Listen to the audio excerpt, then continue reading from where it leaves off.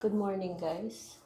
Meron nga pala tayong katanungan kung ano daw yung mga online loan platforms na pwede sa housewife. Dahil work from home ako, guys. So, technically, I'm a housewife. My moisturizer, I'm using this from Anua.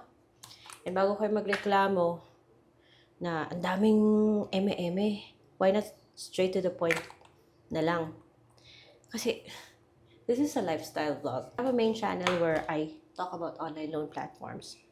While this is a lifestyle vlog. So, kailangan natin marami tayong niche. Charot.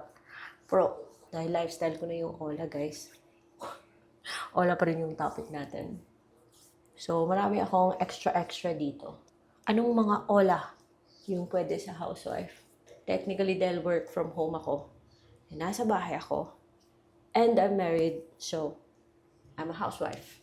And most of the Ola na paborito ko, na sinishare ko dun sa main channel ko, which is Ate Red, pwede sa housewife. But you just need to be careful and mindful sa mga ilalagay mo sa entries. Sa mga online lending platforms, syempre legit po yung tinutukoy natin hindi yung mga kung ano-anong mga Ola dyan. At hindi sila kasing strict na mga banks na alam niyo naman kung banks, di ba? Ang dami kino-consider, like yung talagang super strict sila sa credit score natin. So, tong mga Ola or online lending apps, they have alternative credit scoring methods that take into consideration other factors like behavior natin as a borrower, basta iba, and some of them use sophisticated na mga AI na mga methods. So, marami naman tayong options. I'm just gonna name a few kasi syempre, i-name ko lang yung aking mga favorites. But wait guys, kape muna tayo. Di ako makapag-isip ng tama pag hindi ako nakapagkape. So, this is Muscovado Organic. Don't panic, it's organic. And of course, creamer. Kasi hindi ako nagbo-black coffee. Pero special announcement nga pala, meron kasi akong collab with WeFund, yung company behind One Hand. Isa siya sa i-recommend ko ngayon na Ola na pwede sa loan sa housewife. You'll see more of that sa Facebook. So, isasubmit ko lang yung video na inedit ko para sa kanila kahapon.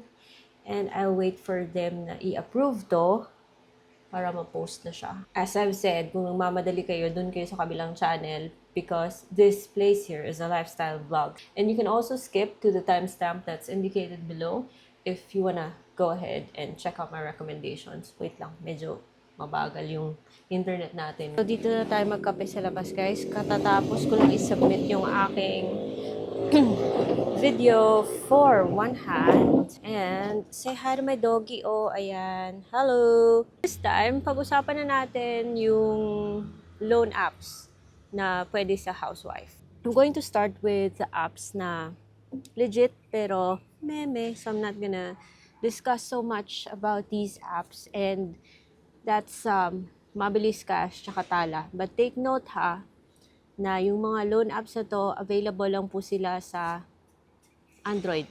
Wala sila sa iOS. Wala akong active loan kay Tala. Alam niyo na yun kung bakit. You can check this vlog, recent. And kay Mabilis Cash, nako, medyo legit siya, but I'm not happy with yung credit scoring something. Pero ang daming natutuwa kay Mabilis Cash, except for me. Ano ba yung mga loan apps na pwede sa housewife na marirecommend ko? Personally, I use these apps. So, unahin natin si Happy Cash. Obviously, I'm a housewife. May Happy Cash naman ako, guys. And ang daming nagsasabi na buo na siya And Happy Cash both Google Play Store and iOS siya. Happy Cash na under sa kay Yinshan Lending and nagpapahiram ng up to 25,000 pesos, 180 days, and pwedeng installment. So, hindi siya 7 days. Actually, yung sinabi ko sa kanya when I applied is self-employed, pero pwedeng housewife kasi malalaman pa rin yan nila Of course, yung next is Belize, yung paborito ko. Itong si Belize kasi meron siyang categories. So, you have to be mindful sa kung anong ilalagay mong mga information dun sa when you're filling out a form. So, kay Belize, pwede mong sabihing remittance kasi you're relying sa padala ni hubby or from relatives. And just be sure na meron kang bank statement to show transactions na may pumapasok na pera sa'yo. When I applied for Belize, to be honest, VA or work from home yung binigay ko sa kanyang details. Pero marami akong kilala na housewife na approve kay Belize. Next is, syempre, binanggit ko na kanina si One Hand. You can tell One Hand na housewife. Hindi na kasi siya humihingi ng payslip. Both Google Play Store, Android din siya. And 50K up to 9 months sa kay One Hand. So, you just need to be honest sa paglagay ng form kasi like I said, they have alternative scoring methods na hindi sila kasing strict ng banks but at the same time, they have sophisticated systems to help the company determine kung karapat-dapat bang pautangin yung isang individual or not. Kasama ng housewife. FT lending. Buo rin natatanggap, pwedeng installment, yun nga lang, napakataas ng interest ni FT lending. And of course, we have the G-loan or mga loans na through G-loan. Kasi they're dependent on your G-score and your credit history. So, kung active user ka ni G-loan and wala siyang nadidetect na like bad credit sa'yo, magkaka-offer ka rin naman. Ang dami nang na-offeran.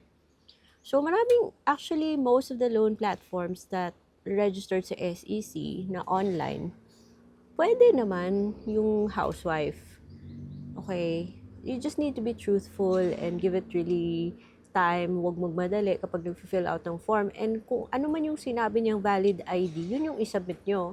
Yung mga mga hindi ko magamit ng mga loan apps kasi specifically para talaga sila sa mga regularly employed. Mga example nito is, naalala nyo si Tonic? Ayan, di ako kay Tonic, nagpa-delete ako. I think nag-aalaw na sila housewife na or walang payslip, hindi regularly employed ngayon. Pero wala na akong account kay Tonic kasi pina-delete ko na. Ayaw niya akong pabalikin. Pero dati kasi, I was a little disappointed kasi si Tonic parang para regularly employed siya. Kaya si TendoPay ko dati, nung in-acquire din siya ni Tonic, naging para na rin sa employed na rin. So, bad trip. Doon din si Acom, si FinApp, tsaka si Itomo. Para sila sa mga yung talagang, regularly employed. Andun din si Savvy. Ayan. And I think si Skyro. So, other than that, usually mga loan apps na nasa Google, you just need to be mindful sa kung anong ilalagay mo sa form. At ma-approve ka rin naman. Basta wala ka lang bad credit na yung talagang super glaring na bad credit na yung talagang maraming tinakbuhan ng mga OLA or lending companies and banks. Yung mga online lending platforms, hindi naman sila kasing strict tulad ni banks and other institutions na black and white. Dapat yung talagang ma-prove mo talaga yung source of income mo . That's all I have for you today, guys. And if you have questions, let me know and enjoy ko muna yung kape ko. Bye-bye!